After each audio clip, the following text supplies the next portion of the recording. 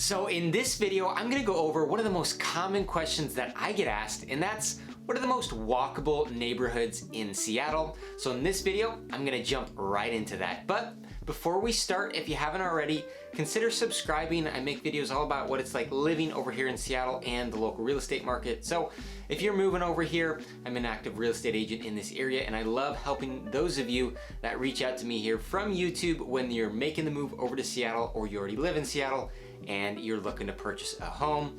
But like I said, today, this video, we're gonna talk about the most walkable neighborhoods in Seattle. I've got 4 on my list here that I wanna go over that you should consider if you're thinking about living in Seattle and you want somewhere that's very walkable. Now, the first neighborhood here is South Lake Union.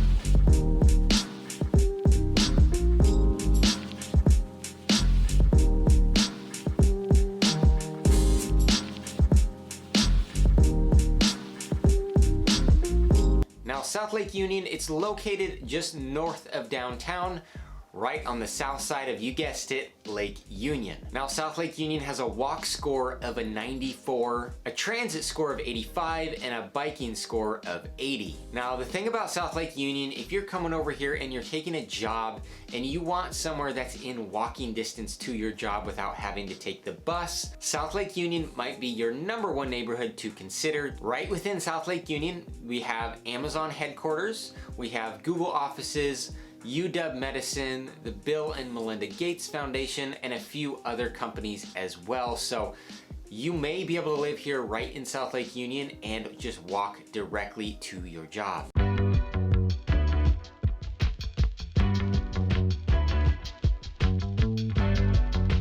So one of the coolest places here in South Lake Union is the Center for Wooden Boats. You can rent all sorts of canoes and kayaks, sailboats, pedal boats, so you can enjoy a beautiful sunny day here on Lake Union.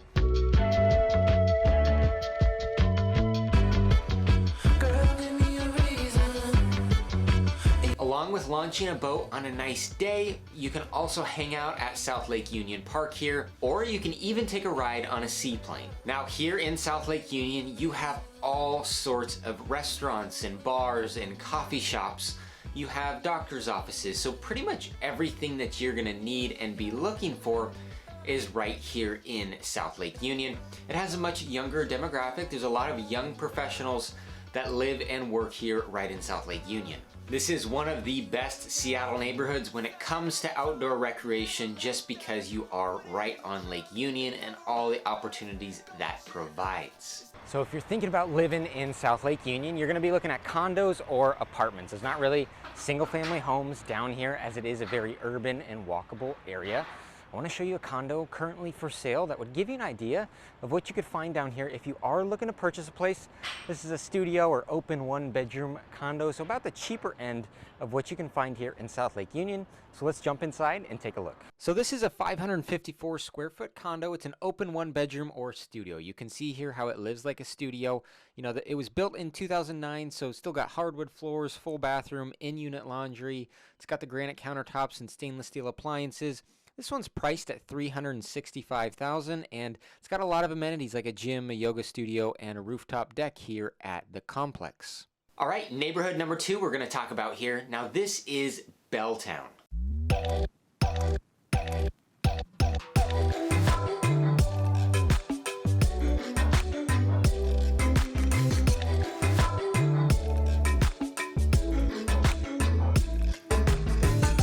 Now, Belltown is surrounded by downtown, South Lake Union, and Queen Anne.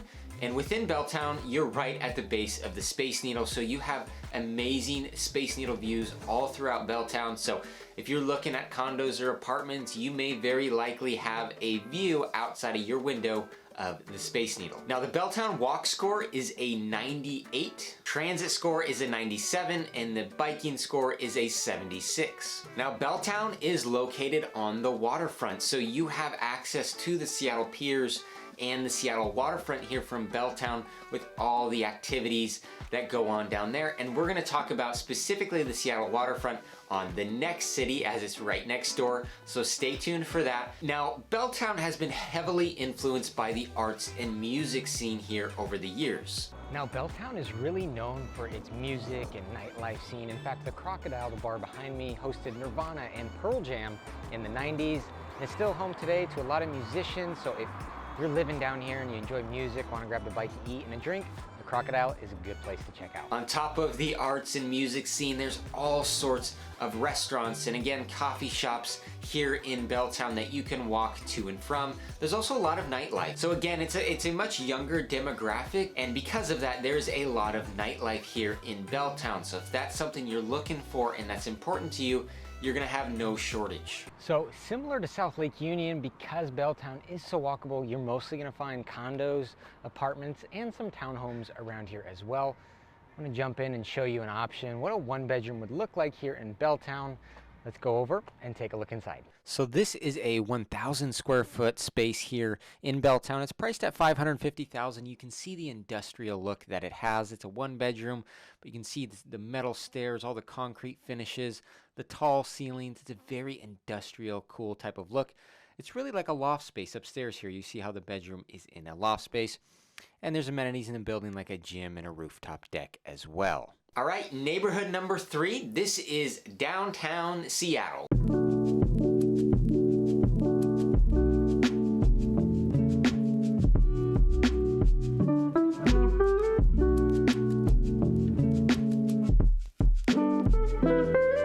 Like I mentioned, downtown is bordering Belltown that we just talked about, just south of Belltown. Now, downtown has a walk score of 98, a transit score of 100, and a biking score of 70. Now, talking about that transit score, downtown has over 64 bus lines, and you do have access to the light rail system here. You can just walk to the Westlake Center, which is very close. And you can take that light rail. So whether you need to go down to the airport or one of the other Seattle neighborhoods and you don't want to walk, you can take this light rail to and from everywhere. Now, downtown is gonna be the busiest, the most hustle and bustle, the worst traffic on the street out of any of these neighborhoods. It is the largest, but there is so much to offer in downtown Seattle. There's nearly 700 restaurants and bars and coffee shops all throughout downtown.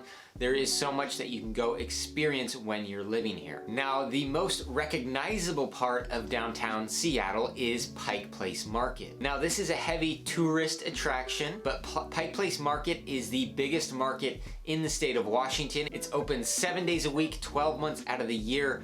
You can buy all sorts of things from flowers to local seafood to local arts and crafts, and visit the many different restaurants here at Pike Place. A lot of people love walking down here on a daily basis, getting their breakfast, getting fresh seafood for dinner, and everything that you can experience here at Pike Place. Now, right next to Pike Place and just down the hill, you have the Seattle waterfront. Now, I love hanging out at the Seattle waterfront. We have many times over the years where we go down here. There's a lot of great restaurants down here on the waterfront with beautiful Puget Sound views. You also have things to do like local shops, the Great Wheel. If you're into Ferris wheels, it's a great view at the top there. You have the aquarium down here and all sorts of other things. You can jump on a boat, on a cruise ship, all sorts of things to do down here at the Seattle waterfront. So the downtown neighborhood might have the most when it comes to things to do within walking distance out of all of the neighborhoods here.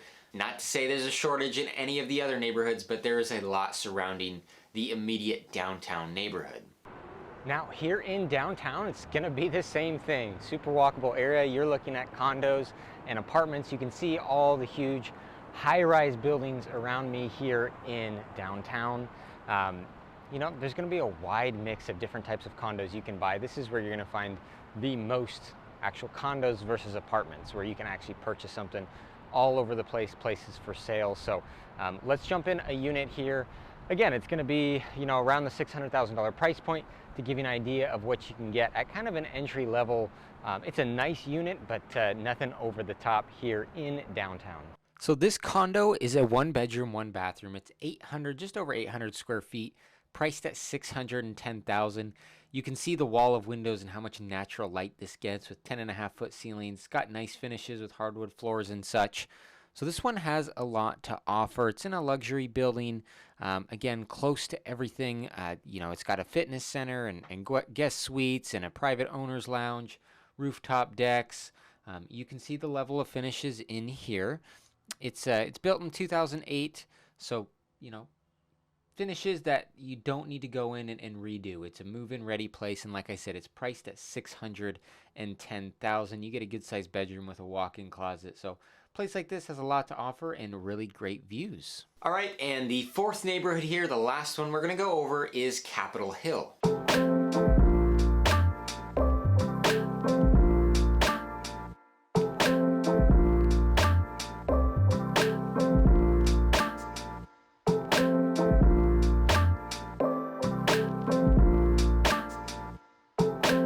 Now, Capitol Hill is on the other side of I-5. It's the furthest east when we're talking about the neighborhoods here. It has a walk score of 93, a transit score of 76, and a biking score of 84. Now, traditionally, Capitol Hill was the most inclusive and eclectic and really artsy neighborhood here in Seattle. There are hundreds of restaurants and bars and coffee shops, a very, very vibrant nightlife scene. This is often where people come when they're living maybe in other neighborhoods or outside of Seattle as a whole, and they like to come down to Capitol Hill for the nightlife opportunities. Now, Capitol Hill has 7 bus lines, and they also have the light rail station, like I mentioned before. So if you need to go down to the airport, you need to go to other Seattle neighborhoods, you can jump on the light rail very easily. Now, what Capitol Hill offers that the other neighborhoods don't offer is a bit more of a suburban feel when you go just outside the main corridor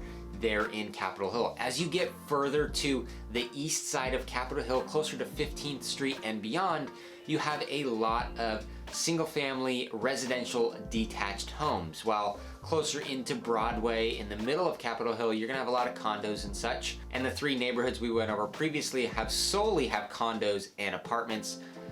In Capitol Hill, you are gonna have a lot of opportunities for single-family homes if that's something you're interested in. So you can feel like you're living in a neighborhood that's maybe a little bit quieter, on a street tucked back a little bit further without all the hustle and bustle, and still be able to walk 4, 5, 6 blocks into Capitol Hill. Capitol Hill is absolutely gorgeous when it comes to all the classic architecture. You can walk down these streets and find all sorts of different styles of homes built in the early 1900s. Large, grandiose homes and smaller craftsman style homes and everything in between. In Capitol Hill, you could find anywhere from a $350,000 one-bedroom condo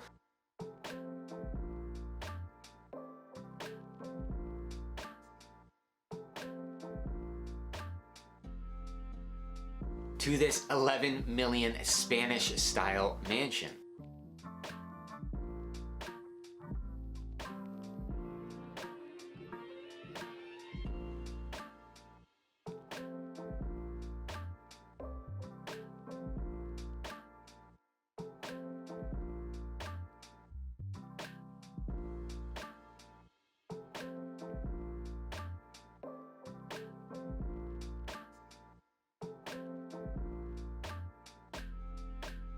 Capitol Hill has the most to offer when it comes to different types of real estate. All right, well, these are 4 of the most walkable and most popular neighborhoods that people are living in Seattle. Like I said, if you already live over here or you're moving over here and you're looking to purchase a condo or a home here in this area, feel free to reach out to me. I'm an active real estate agent here in the greater Seattle area and would be happy to help you out with that home purchase and finding the right place for you to live.